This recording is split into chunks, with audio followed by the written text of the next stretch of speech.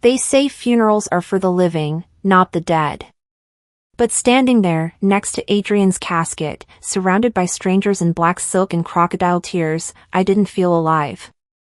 I felt like a prop in a production I hadn't signed up for. Marla Whitmore, my mother-in-law, played the grieving matriarch with practiced ease.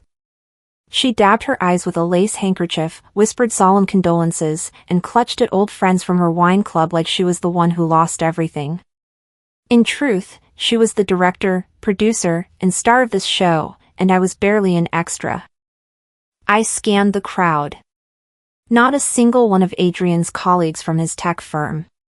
No familiar faces from our side of life, just Marla's country club contingent and her well-dressed entourage. The man I married had built empires in code and philanthropy, yet he was being buried by strangers to me. And the funeral? Overly formal. The flowers were the wrong ones.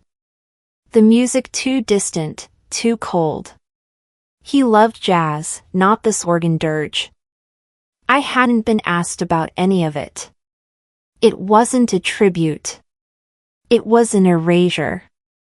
The sky opened up just as the casket was lowered, rain slicing through the murmurs like knives. I stood still, unwilling to give Marla the satisfaction of watching me break. Have you ever felt like a guest at your own life event? The thought rang through my head as the priest's final words faded into the downpour. Lucas Marin found me just as I turned to leave. I barely remembered him, one of Adrian's estate lawyers, formal, forgettable. He cleared his throat. Eden, I need a moment. His voice trembled, not from emotion, but anticipation. In the parlor, beside untouched hors d'oeuvres and flutes of champagne that felt criminal, Lucas handed me a thick envelope. Adrian's will. It was updated 3 months ago. Everything, the estate, the trusts, the intellectual properties, were transferred to Marla. I blinked. Excuse me? Marla entered just then, her heels clicking sharply against the marble. It's all true, she said with the subtle triumph of a queen reseizing her throne. Adrian wanted to ensure the Whitmore legacy stayed intact. He trusted me to manage it properly. My lips parted, but no sound came. I was shaking, not from rage yet, but disbelief. Sam Dorsey, our housekeeper of 20 years, brushed past behind Marla, her eyes downcast. As she passed, she slipped a folded note into my palm. Don't sign anything.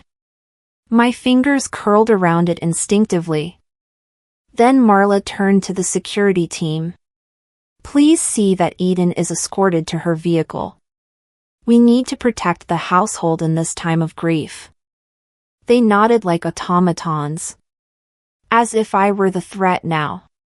What would you do if your whole world was rewritten in one conversation? The rain had grown worse. Thick, unrelenting. They handed me my suitcase as though it were luggage from a short trip, not my entire life in a 24-inch Samsonite. I didn't cry. Not then.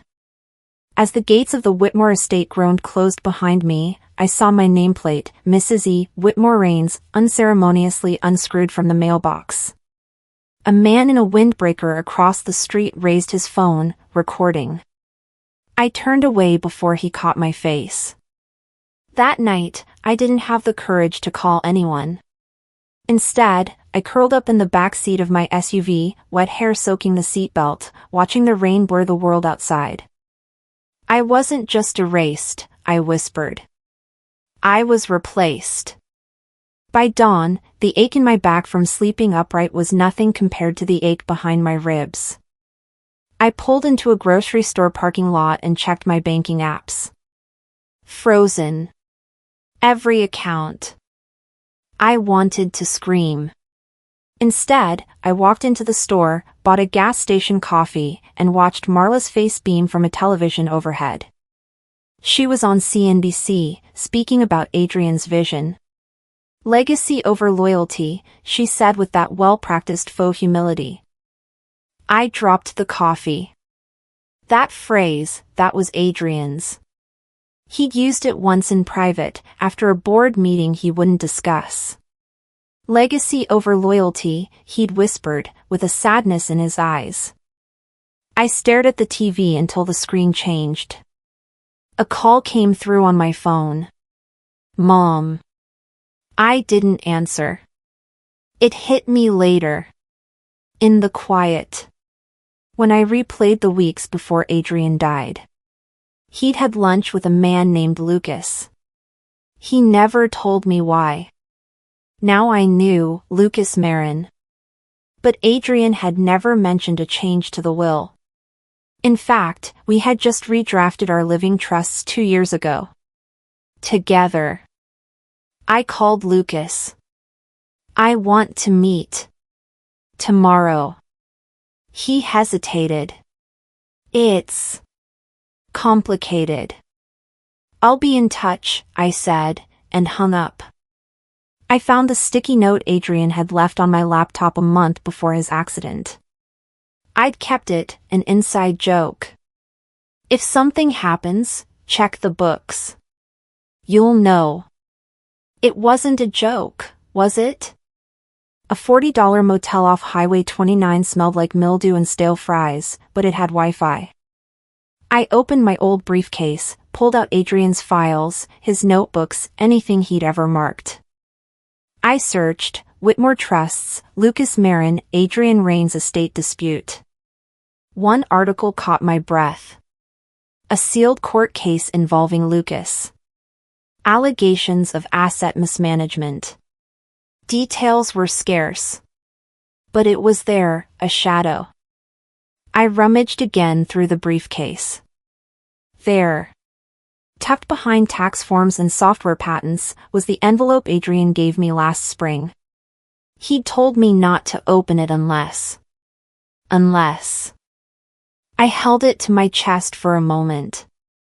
If I go first, he'd said with a half smile, don't cry too long. Just finish what we started. I broke the seal. Inside, a USB drive, a printed code string, and a handwritten note. My breath caught. This isn't a will. It's a playbook. And you're the one holding the queen. The motel Eden checked into smelled like mildew and a dozen past regrets. It sat just off Route 121, one of those sad roadside spots that tried to pass for rustic with faux wood paneling and a broken ice machine humming louder than her thoughts. She paid in cash and gave the name Elise Warren, an old alias Adrian once used as a joke for restaurant reservations. Now, she wasn't joking. The clerk didn't ask questions. That was the point of motels like this, anonymity with peeling wallpaper. The door creaked, the heater clanked, and Eden sat on the edge of the bed with her prepaid phone in hand. No pings, no traces. She didn't even turn on the light. The rain outside hadn't stopped since the funeral, but at least here it felt like she had stopped moving, even if safety was just a trick of the silence. She glanced at the envelope on the nightstand. The one Adrian left her. Still unopened. Have you ever hesitated to read something because you knew it would change everything? She thought, staring at it like it might hiss. Hours passed before she dared to touch it again. Inside, a folded legal document, brittle and precise. On top of it, a single sticky note, Adrian's handwriting in blue ink, Lucas Marin, if she turns. Eden's heart raced. Not if something happens, not if I die. If she turns. He knew. The document detailed an unregistered trust. Language like ethical breach by beneficiary leapt off the page. There were dates. Clauses. A timeline she could measure against what had just happened. Her brain kicked into gear. Legal training was second nature. She mapped everything. Adrian's signature on this was dated well before the supposed updated will. The clause numbers? They didn't align with the version Lucas read. This wasn't a footnote. This was a countermeasure. He saw it coming. Outside, a car door slammed. Eden jumped. She tucked the documents under her coat and moved to the window. Just a guest pulling in. She exhaled.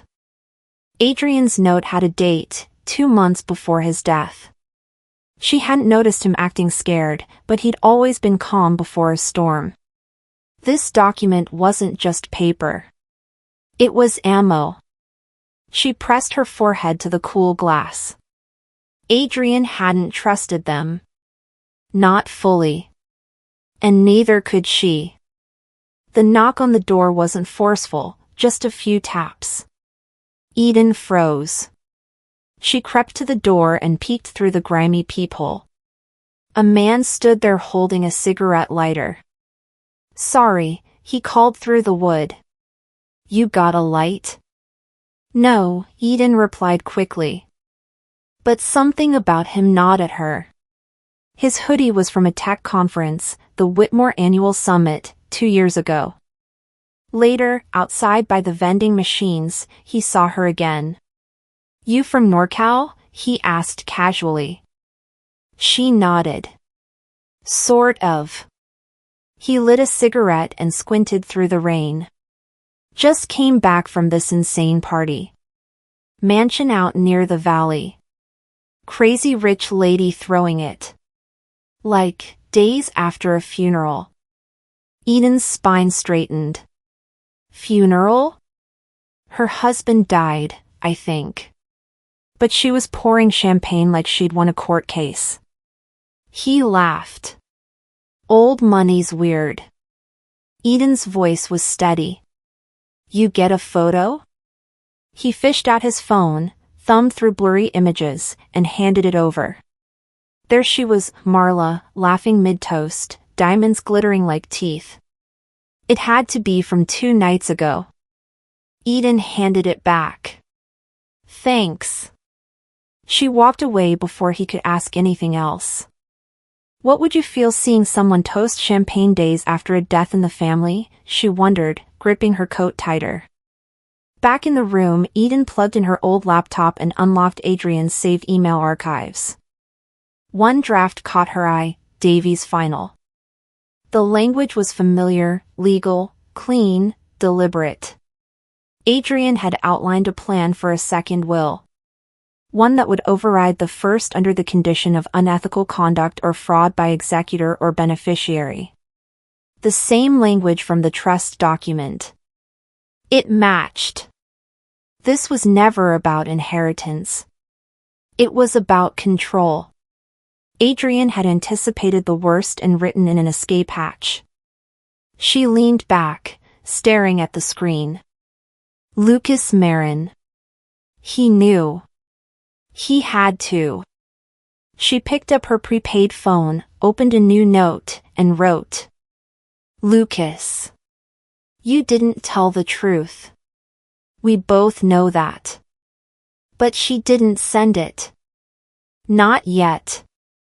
She thought back to a moment months ago, when Adrian looked worn out after a board meeting. "If you ever need to fight," he said, "make sure the truth is airtight. Or they'll shred it apart." She packed the laptop away and reached into her suitcase. Her fingers brushed something metal, Adrian's old keychain. A tiny library fob. It clicked between her fingers like a metronome. She remembered that night in the den, when Adrian and Marla fought.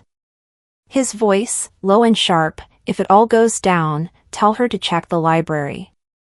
Eden had thought it was metaphor. But they used to call their storage unit the library, a private locker in Santa Rosa filled with old prototypes, notebooks, and physical files Adrian didn't trust in the cloud. It might still be there. She held the key tight, then booted up an encrypted email portal and wrote to Lucas. "Need to talk. Protocol 9. The response came 5 minutes later. "We'll talk when it's safe." Vague. Cold. Afraid. She stayed up that night scrolling through their wedding video archive. Just background footage, saved on an old USB she always kept in her wallet. Frame by frame, she watched.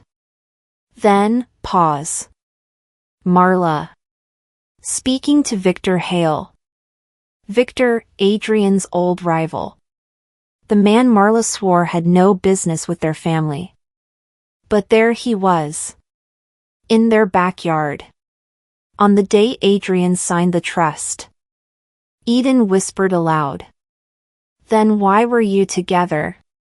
The day he signed the trust? The glass tower that housed Lucas Marin's law office gleamed like it had nothing to hide. But Eden knew better. She walked through the marble lobby like a woman who'd already buried more than just her husband. She'd buried her past identity. She wasn't the widow anymore. Not today. Lucas's assistant barely looked up as Eden entered. The air inside the office was cold, clinical, and smelled faintly of polished leather. Lucas greeted her with a measured nod, his smile too polite to be genuine. You're here because you found some parts of the puzzle, he said, gesturing to a chair across from his desk. Are you ready for the rest? Eden set the unopened envelope down gently. Why did Adrian name you, if he didn't trust you? Lucas raised a brow but didn't answer immediately. Instead, he opened a drawer and slid over a thick document. It was labeled Whitmore Trust Amendment, Clause 12. She scanned it quickly, heart thudding. Beneficiary must uphold ethical conduct to inherit, she read aloud. So the clause was real. This wasn't a decoy. It was real, Lucas confirmed, his voice flat. But only one other copy exists, until now. She met his gaze, steady. I'm no longer the grieving widow. I'm the question they never expected. He leaned back. Adrian didn't trust easily near the end. Especially not his mother. She didn't speak. She didn't have to. Her silence was a scalpel. Would you keep silent if you found out someone you loved had a backup plan for betrayal? She stood. I want the rest. And I want it now. 2 days later, the invitation came. Glossy, gold-embossed, absurd. Marla Whitmore was throwing a gala in Adrian's name. A celebration of legacy, it read. Eden almost laughed when she opened it. She went. Dressed in black, standing in the far back of the ballroom, she watched it unfold. The chandeliers sparkled. The wine flowed. And Marla stood on stage like a queen from a fairy tale with poisoned apples behind her back. Adrian built this empire, Marla declared to the crowd, her voice rich with staged grief, and now it belongs to the rightful heir. The applause was thunderous, but Eden didn't clap. She raised her phone instead, capturing every word, every smirk, every glance. Off to the side, Victor Hale leaned in and whispered something to Marla. Eden's phone caught it through lip reading and noise isolation. The trust unlocks once we live up to the clause. They're baiting me, Eden thought. They want me silent. I won't be silent. How often do you watch a power move unfold and realize you're in the audience, not the game? Marla was planning to sell the estate. That alone could trigger Clause 12 if deemed unethical. Eden knew she needed proof. Real proof. Not theory. That's when her phone buzzed. Voicemail from Sam Dorsey. They moved the files 2 weeks ago, the housekeeper whispered. Check the basement archives. It's still labeled the library. You know what that means. Minutes later, Eden slipped away from the gala, dressed now as a server thanks to a favor she called in earlier. She moved through the side entrance and down the staff staircase. The cellar was dim, cool, and smelled like aged paper and varnished wood. There it was. A cabinet. Labeled Adrian Whitmore, the library. Locked, But she came prepared. A tiny key. A quiet click. Inside, USB drives. Handwritten blueprints. Original business models. And one folder in red ink, "Do not open unless Clause 12 invoked." Adrian's voice echoed in memory, "If she ever crosses the line, you'll have the key." She grabbed the USB, tucked it inside her purse, and ducked into the shadows just as security's footsteps neared. Ever found the truth when you least expected it, and then realized the next move wasn't just for you? Later that night, back at the motel, her burner phone buzzed. Unknown caller. She answered. "Drop it, Eden." Marla's voice was calm, but sharp. "You don't know what you're messing with." "You sound worried," Eden said. "You'll regret undermining our family legacy," Marla snapped. Then the call ended. Threats weren't protection. They were panic. She opened her laptop. The USB booted. Hundreds of files. Legal memos. Asset transfers. Even emails between Marla and Victor discussing liquidation plans before Adrian's death. She sat still. Thinking. Then the news broke. Certain Whitmore accounts frozen due to internal dispute over trust clause conditions. Marla had moved too fast. The administrator had acted. When someone lashes out to protect power, what does that tell you about their fear?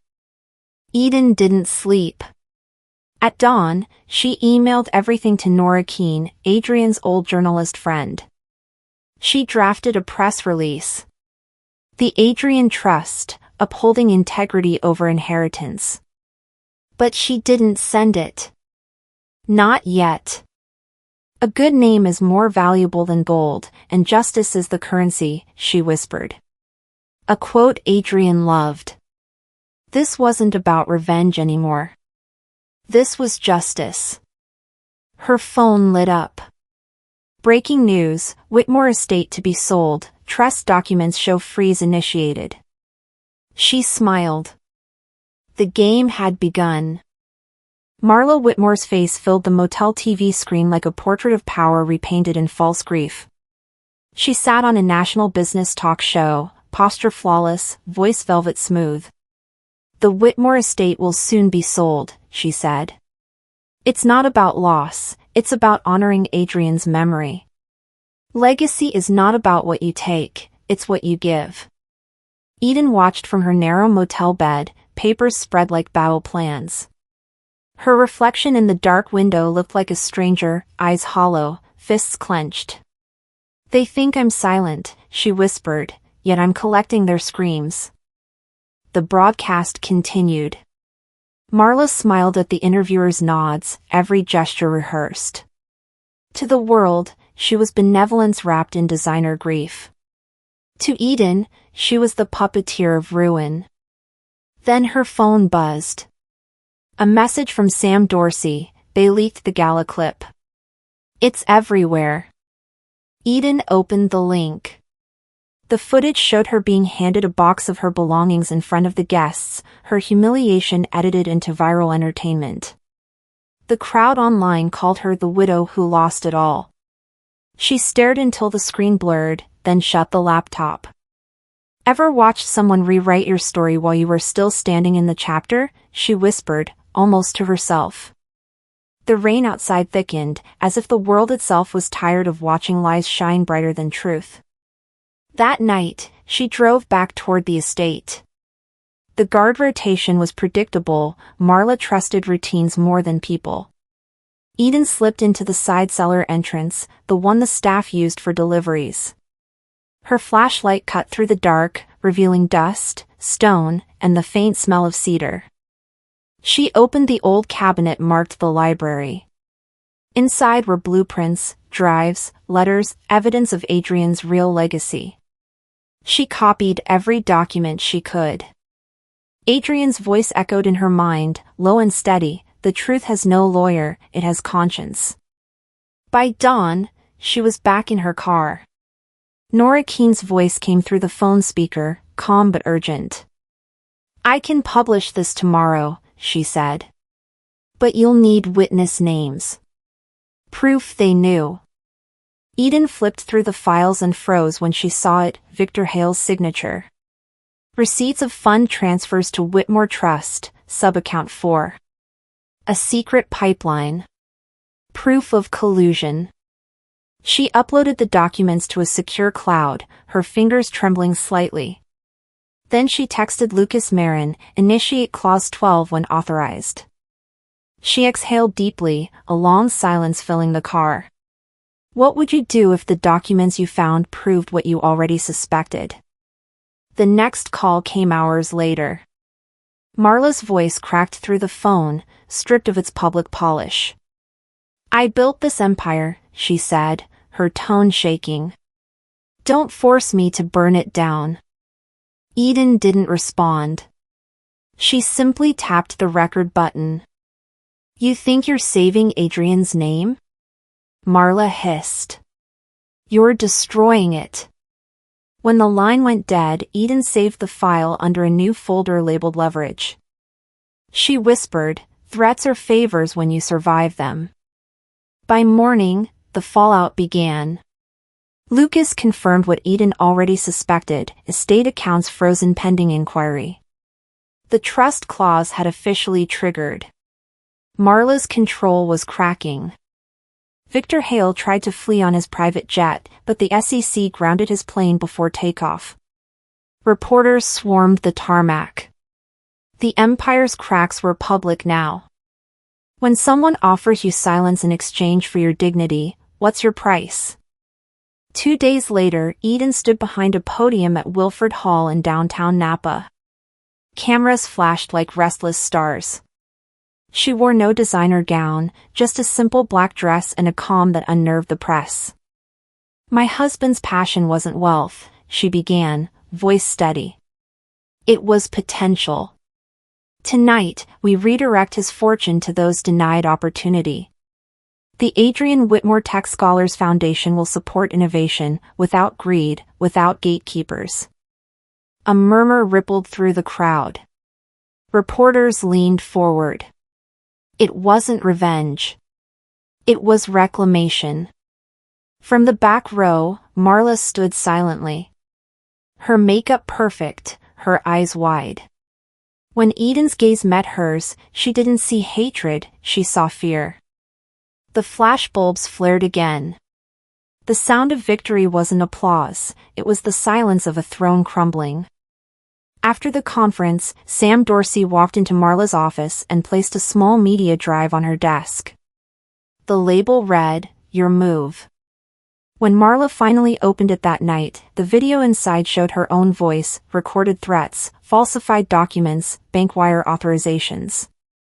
Her empire collapsing in high definition. Her eyes widened. Her lips trembled. Outside, the world was already turning against her. Sometimes winning isn't about taking back what's yours, it's about giving what they assumed you'd never give. The afternoon sun cut through the haze over Napa Valley as Eden Raines pressed send. The files left her laptop like arrows loosed from a bow, the USB contents, the recorded phone call, the proof that Marla Whitmore's empire was built on deceit. Within minutes, the data reached the Whitmore Trust Board, journalists, and regulators. Truth, finally, was in motion. Her phone rang. Lucas Marin's voice carried a restrained urgency. "They're calling an emergency session. The board's convening now, and the account freeze is live. Marla can't touch a cent." Eden stared out the motel window, the reflection of her face soft against the fading light. "I'm not here to take what was yours," she said quietly. "I'm here to turn it into what it should have been." On the screen in front of her, the boardroom camera streamed in silence. Marla's diamond bracelet glinted as she flipped through the printed evidence, eyes widening. Her public mask cracked, not from anger, but disbelief. When you finally show proof, not demand attention, what shifts in the room? Eden murmured, though she already knew.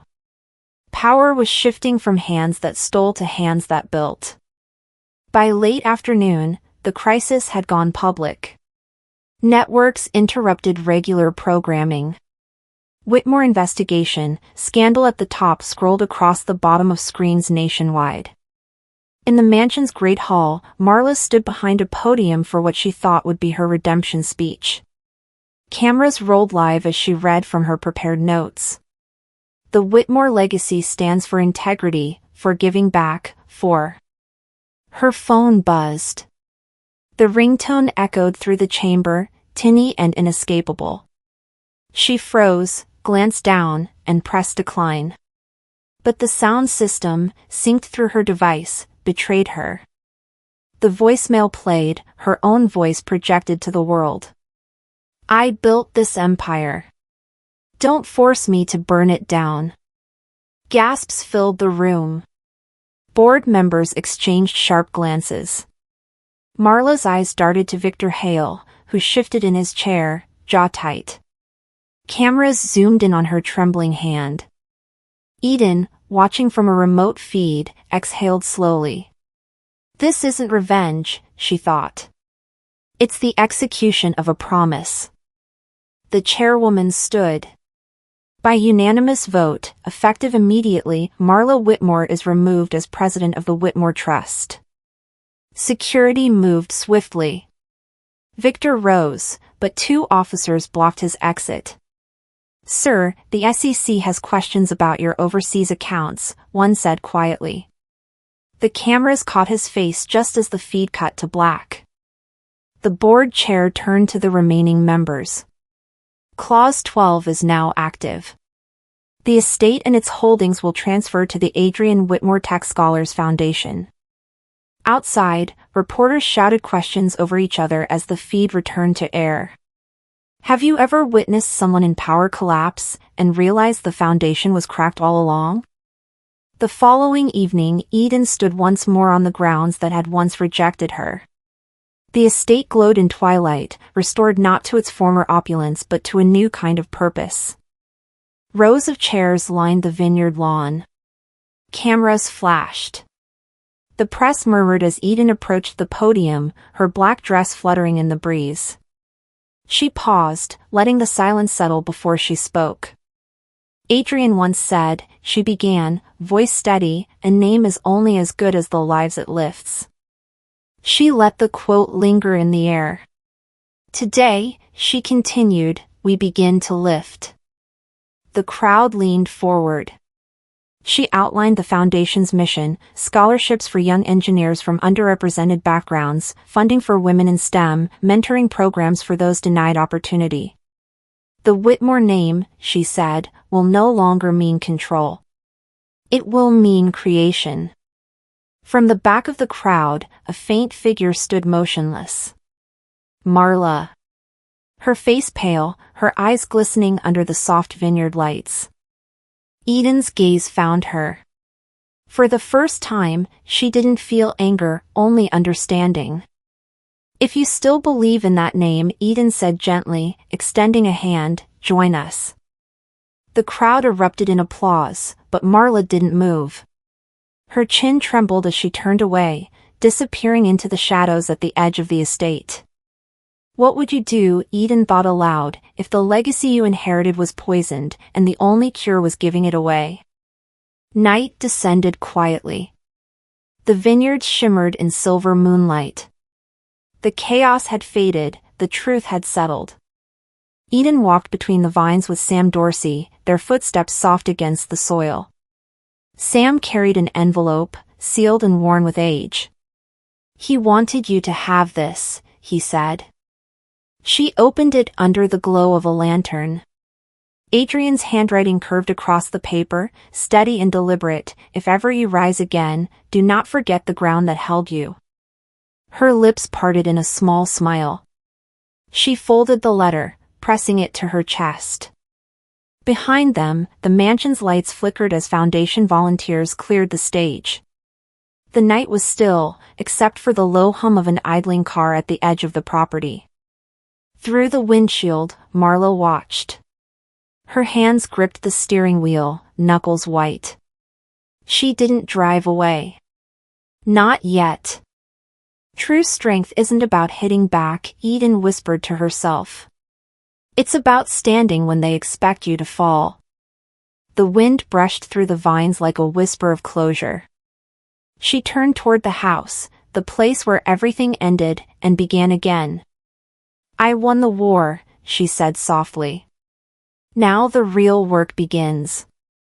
The estate hall stood like a monument to restoration, not just of walls and paint, but of purpose.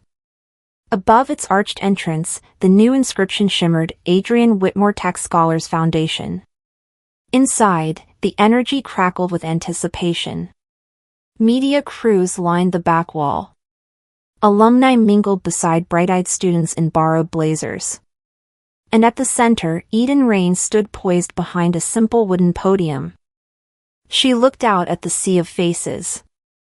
You may not control all the events that happen to you, she began, voice steady, but you can decide not to be reduced by them. The Maya Angelou quote hung in the air before she added, this isn't just a memorial. It's a mission. Flashes popped. Murmurs stirred. Sam Dorsey handed her a folded letter from a scholarship recipient, a girl from Stockton who wanted to design ecotech for single mothers. Eden's eyes watered. This was the future Adrian had whispered about in late-night dreams. Not marble halls or share prices, but people. If you lost everything, Eden asked the crowd, how would you rebuild, not for revenge, but for purpose? Across town, in a corner booth of a near-empty cafe, Marla Whitmore stared at a cracked tablet screen propped against a sugar caddy. The live stream lagged, but the picture was clear. Eden glowed. The foundation's banners danced in the breeze. Marla stirred her coffee, now cold. She wore a plain collared shirt, no jewelry, no title. Just her. Power was never mine, she thought. I just held the key when they weren't looking. On screen, Eden laughed with students. She didn't look like the widow Marla had tried to erase. She looked like someone reborn. Maybe the legacy needed someone who understood giving, Marla whispered to no one, not taking. Have you ever been the one to lose your title, and found your truth in what's left? The ripple effect of Eden's victory spread fast. Local news ran features on the foundation. Corporate sponsors pledged millions within days.